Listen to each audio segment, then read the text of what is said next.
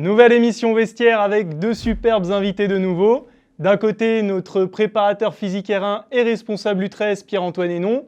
Et de l'autre côté, notre célèbre dirigeant de l'équipe Fagnon, Éric Claret. Pierre-Antoine, Éric, c'est un grand plaisir de vous avoir tous les deux sur le plateau. Pour vous surprendre, on démarre avec notre première rubrique, le Parlons Club, Parlons Foot. Allez, c'est parti. Parlons Club, Parlons Foot. Qui sont donc vraiment Éric et Pierre-Antoine ? On va le découvrir tout de suite. Éric, tu es dirigeant de l'équipe Fagnon du club. Explique-nous quelles sont tes missions en tant que dirigeant. Alors mes missions, j'ai plusieurs missions au sein du club, notamment des missions qui ne sont pas du tout sportives, évidemment. Non, j'essaye d'être un petit peu le soutien des coachs, c'est-à-dire je m'occupe de tout ce qui est extra-sportif, c'est-à-dire la tablette, la feuille de match, de tenir à jour une pharmacie, une filoche de ballon prête pour les matchs, les petites collations de mi-temps, parce que préparateur physique, des beaux mangeurs. Il aime bien aussi le préparateur physique, surtout le chocolat au gingembre. Et j'ai arrêté, parce qu'on serait cru dans les bois ça bramait dans les bois. Donc voilà. On veut rien savoir, Éric. Non, pas mal. Ouais, voilà, j'essaie d'apporter un petit coup de main aux coachs, parce qu'ils ont des choses à faire avant les matchs. Donc ils sont un petit peu tendus, ils sont dans leur bulle. Moi j'essaye d'apporter un petit peu de bonne humeur. De gaieté. Voilà. Super. Bon, Pierre-Antoine, tu fais autre chose que manger quand même. Tu as d'autres casquettes que ça, notamment celle d'éducateur. Tu es responsable de la catégorie U13, comme je l'ai dit. Explique-nous les spécificités de ce rôle. Écoute Seb, là moi je suis en charge du coup de cette catégorie 13. Je suis chargé un peu de toute la coordination des entraînements, des convocations du week-end, de la mise en place des séances sur le terrain. Après je suis accompagné de plusieurs éducateurs. Mais voilà, tout se passe bien et je suis content de ce groupe. Tout le monde a progressé à son rythme.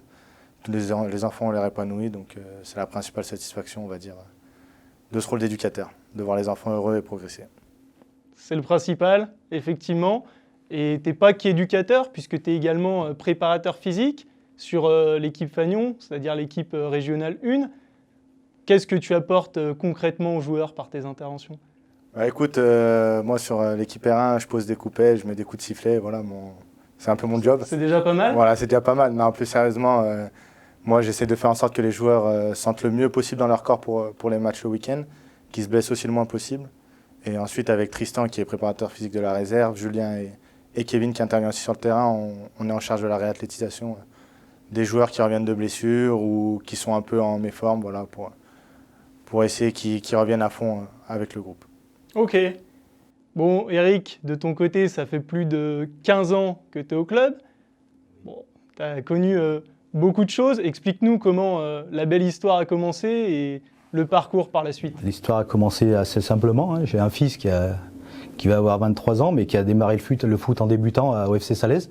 Ok. Donc je l'ai accompagné au foot et puis voilà, ça a démarré comme ça. Ensuite, il a voulu changer un petit peu de club. On est allé du côté du Rodia Foot pendant quelques années. Et puis voilà, la fusion s'est faite et j'ai continué à suivre le pas. Donc je suis très content de tout ce qui se passe dans le club. Ça me satisfait. Voilà. Bon, on a parlé un peu de vous. Maintenant, j'aimerais parler de l'équipe Fagnon. On arrive sur la fin de saison. Il va rester un match ce week-end, le dernier de la saison face à l'US Feur. Pierre-Antoine, toi, si tu dois tirer un bilan de cette saison 2021-2022, il serait lequel ? Pour moi, cette saison, c'était une saison éprouvante. Je pense que pour tout le monde, pour tout le club, pour les joueurs, le staff et tous les autres éducateurs. Avec une première partie de saison catastrophique, on peut le dire, avec seulement 5 points à la trêve. Après, je trouve qu'on a bien su relever la tête, tous ensemble, que ce soit dirigeants, staff, joueurs. Et on finit par avoir ce maintien que je pense pas beaucoup de monde aurait pensé en début de saison. En effet, qui est officiel maintenant. Qui est maintenant officiel, on peut le dire. Donc ça, c'est une satisfaction. Et je pense que les arrivées de Rémi, Serdar et Karl nous ont bien aidés aussi là-dessus. Ok, super. C'est vrai que le maintien a été officialisé. 25 points actuellement pour l'OSR. Bon, il va rester un dernier match ce week-end face à l'US Feur. Éric, comme on vient de le dire, ils vont jouer quand même leur montée sur cette rencontre. Donc, comment appréhender cela ? Ils vont jouer leur saison sur un match, ça va être, ils vont se donner. Hein. Surtout que nous, en plus, on a bien senti que le dernier match, là, on n'avait plus trop d'essence dans le moteur. C'était difficile. Les joueurs sont fatigués. Je pense que la deuxième partie de saison les a un petit peu fatigués, parce que si on tient compte que de la deuxième partie de saison, je pense qu'au classement, on est pas mal. Ouais, je pense qu'on est sur le podium maintenant. Donc là, ils sont à plat, mais bon, il reste 90 minutes, il va falloir se dépenser 90 minutes. Oui, c'est sûr. Bon, il y a ce match qui arrive ce week-end. Il y a aussi eu celui qui s'est passé ce samedi. C'était face à Clermont Foot 3. On va déjà revenir sur cette belle journée. Il s'est passé des choses.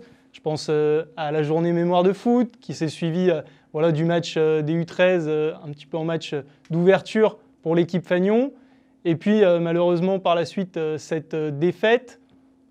Qu'est-ce qu'on peut en penser de ce match, Eric? Décevant?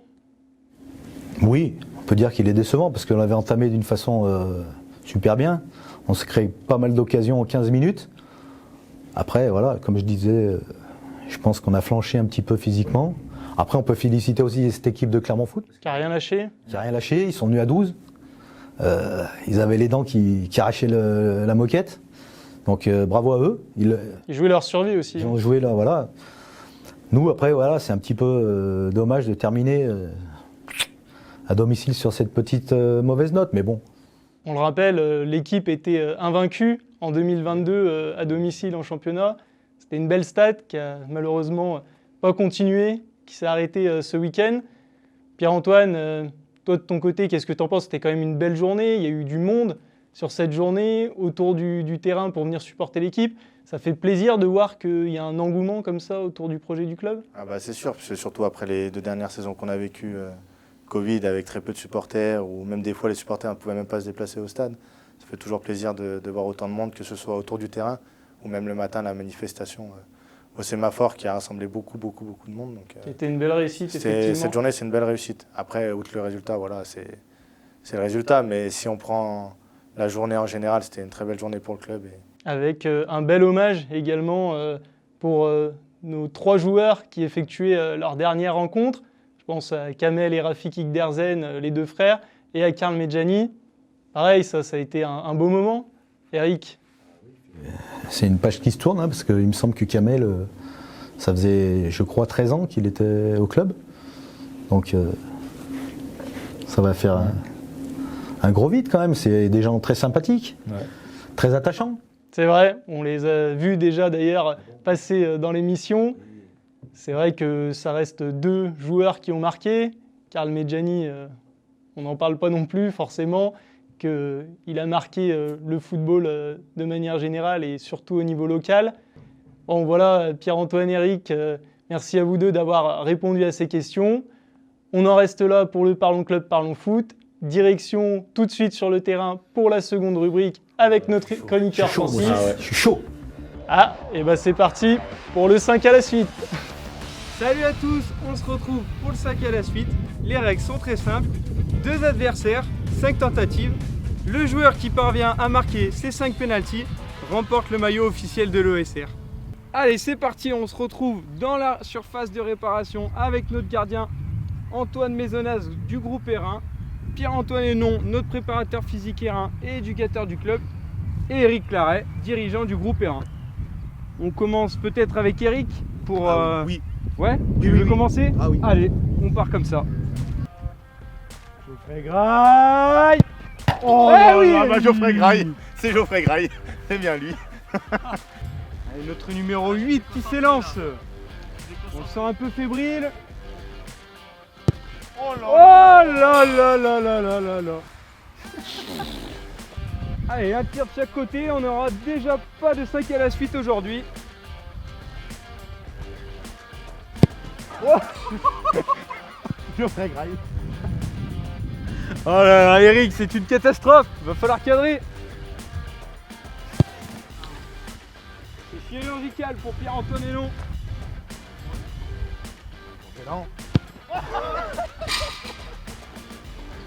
On dirait que c'est de pire en pire pour notre attaquant de l'OSR. Attention Pierre-Antoine Hénon. Oh là là là là. Il a tenté de chambrer le gardien. Allez Eric, va falloir un peu plus d'application. Tu veux enfin ouvrir le compteur but. Eric Claret, le but. Bien joué, Eric.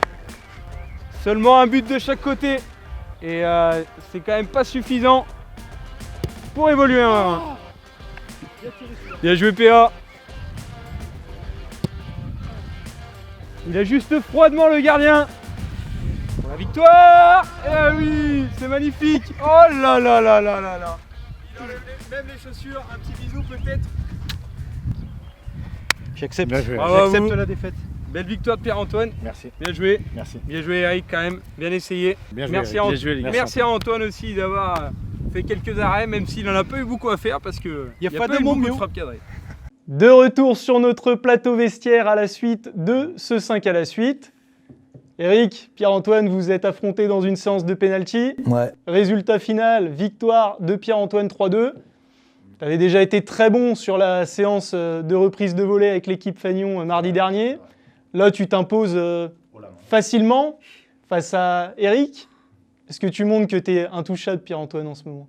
Je n'irai pas jusque-là. Je dirais que je commence à faire mon trou avec l'équipe Fagnon et j'espère que Renaud me prendra dans le groupe ce week-end après ma prestation du week-end dernier. Voilà.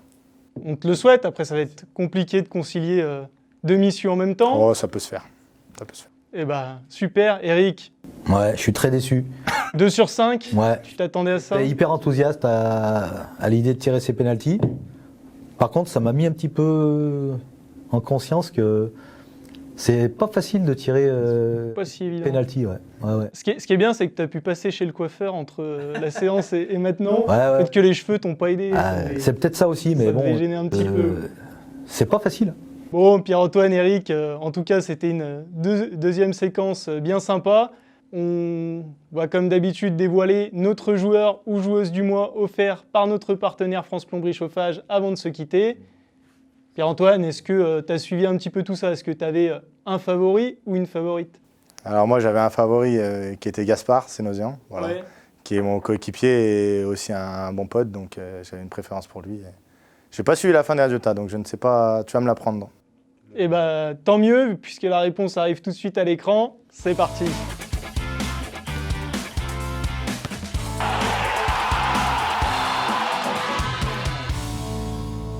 Et félicitations, c'est notre joueuse féminine qui est élue joueuse du mois, Charlotte Mabilon, milieu de terrain. Eric, qu'est-ce que tu en penses justement de ce développement du football féminin de manière générale? C'est positif? Bien sûr, et puis c'est même l'avenir. Quand on voit que Lyon a une superbe équipe. D'ailleurs, j'ai regardé, je ne sais pas si vous avez vu les buts. La finale? Le but d'Amandine Henry. Il a Filoche Kelmey quand même. Franchement, c'est la classe. Hein. Ouais.